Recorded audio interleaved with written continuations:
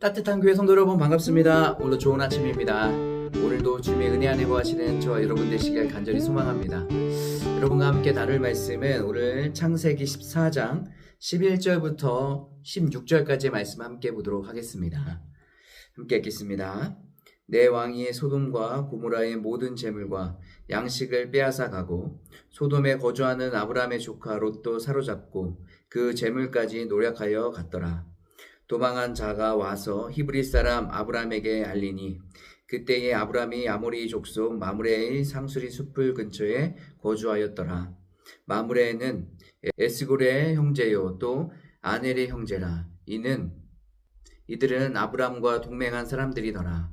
아브라함이 그의 조카가 사로잡혔음을 듣고 집에서 길리고 훈련된 자 318명을 거느리고 단까지 쫓아가서 그와 그의 가신들이 나뉘어 밤에 그들을 쳐부수고 다메섹 왼편 호바까지 쫓아가 모든 빼앗겼던 재물과 자기의 조카 롯과 그의 재물과 또 부녀와 친척을 다 찾아왔더라.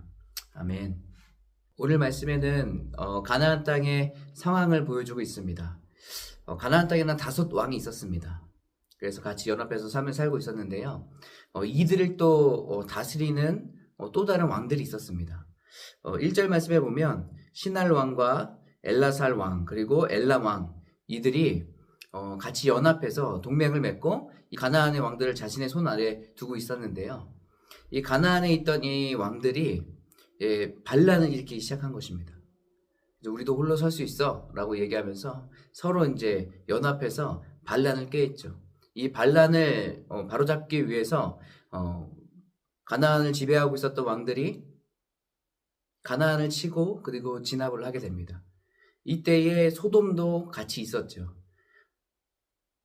이때 당시에 소돔에 누가 살고 있었습니까? 오늘 말씀에 의하면 아브라함의 조카 롯이 이곳에서 살고 있었습니다.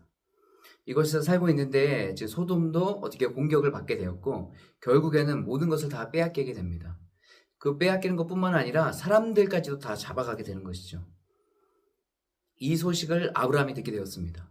그리고 아브라함이 이 소식을 듣자마자 오늘 말씀에 의하면 자신의 집에서 길리고 훈련된 자 318명을 거느렸다고 이야기하고 있습니다. 그 318명을 데리고 가서 쫓아가서 후에는 롯과 그 모든 것을 다시 되찾아서 돌아오게 됩니다. 저는 오늘 말씀을 보면서 두 가지가 생각났는데요.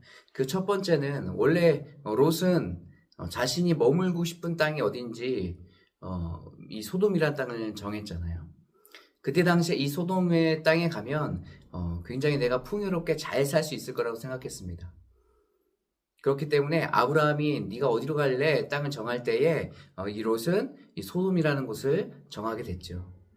그런데 인간적인 눈으로 바라봤을 때는 이 소돔이 굉장히 풍요롭고 또 안정적인 땅이라고 생각했습니다.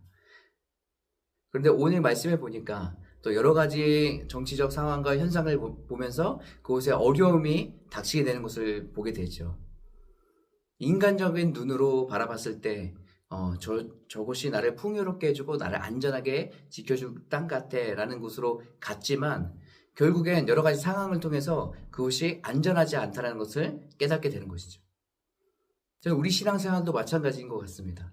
우리도 믿음의 삶을 살아갈 때에 안정적인 곳, 내가 보기에는 참 괜찮은 곳이라고 우리가 결정해서 선택하고 삶을 살아가지만 때로는 그것이 무너질 때가 있잖아요. 또 여러 가지 상황을 보면서 실망할 때도 있고요. 그래서 여기서 깨달은 건 내가 안정하다고 생각했던 그 선택이 때로는 어려움을 겪게 될 수도 있겠구나라는 생각이 들었습니다. 그래서 우리는 어떤 것을 선택할 때에 내가 세상의 기준을 따라서 내 마음의 기준을 따라서 정하지 않고 하나님의 마음을 따라서 하나님께서 말씀하시는 대로 그렇게 그 기준을 잡고 우리가 선택해야 된다는 것을 다시 한번 알게 되는 것 같습니다. 또 한 가지는 오늘 이 위기의 상황 가운데에 이 아브라함이 듣고 나서 오늘 자신의 집에서 길리고 훈련된 자 318명을 데리고 가잖아요. 이 318명이라는 이 사람들이 없었다면 어땠을까요? 쫓아가서 롯을 구해오기는 쉽지 않았겠죠. 평소에 이런 사람들이 훈련을 받고 있었다는 것이에요. 어떠한 상황이 벌어질지 모르지만 지금 아브라함은 그 안에서 자신의 재산을 지키고 가족들을 지키기 위해서 이렇게 사람들을 훈련시키고 있었고, 또 이 훈련시킨 이 사람들을 통해서 또 롯과 또 이웃들을 구하게 되는 그런 일들이 있게 되는 것 아니겠습니까? 우리 신앙생활도 마찬가지로 우리가 이렇게 준비된 자들이 되어야 되겠다라는 생각이 들었습니다. 우리가 어디에서 무엇을 하든지 우리가 하나님의 자녀로서 훈련받으면서 준비된 사람이 되어야지. 우리가 어떠한 상황에 또 어떠한 날에 쓰임받을지 모르잖아요. 물론 지금도 하나님께서 우리를 사용하고 계시지만 우리가 평소에도 더 훈련되고 준비되어야 된다는 것이죠. 그래서 우리가 더 하나님의 말씀을 보고 묵상하고 또 기도하고 하나님을 예배하고 하는 일들이 우리의 매일의 삶 가운데 있어야 되는 것이에요. 우리 그리스도인들이 훈련하면서 삶을 살아가는 것은 무엇입니까? 하나님의 말씀을 보고 또 하나님 앞에 기도하고 엎드리고 또 하나님을 찬양하고 또 하나님께서 주신 그 말씀을 가지고 순종하며 삶을 살아가는 것, 이것이 바로 우리의 삶의 훈련이 아니겠습니까? 이 훈련의 삶을 계속해서 지속적으로 해 나가야 되는 것이죠. 그래서 이러한 영적 싸움이 우리 가운데 찾아올 때에 우리가 당황하지 않고 믿음으로 반응하면서 승리의 길로 갈 수 있는 건 아니겠습니까? 사랑하는 성도 여러분, 우리가 하나님 앞에 훈련된 자들이 되길 간절히 소망합니다.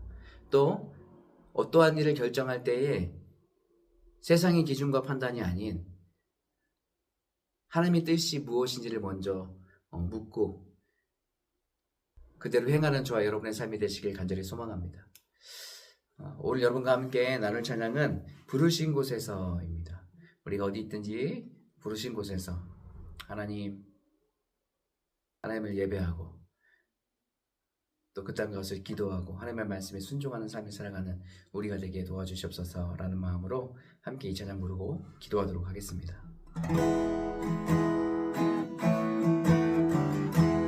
따스한 성령님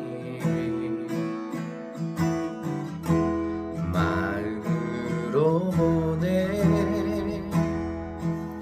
내 몸을 감싸며 주어지는 평안함 만족감을 느끼네. 따스한 성령님 마음으로 보내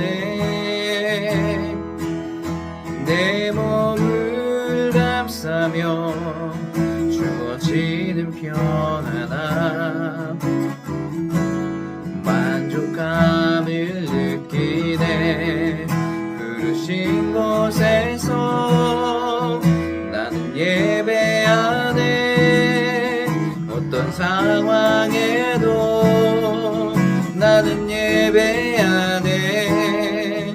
부르신 곳에서 나는 예배하네. 어떤 상황에도 나는 예배하네.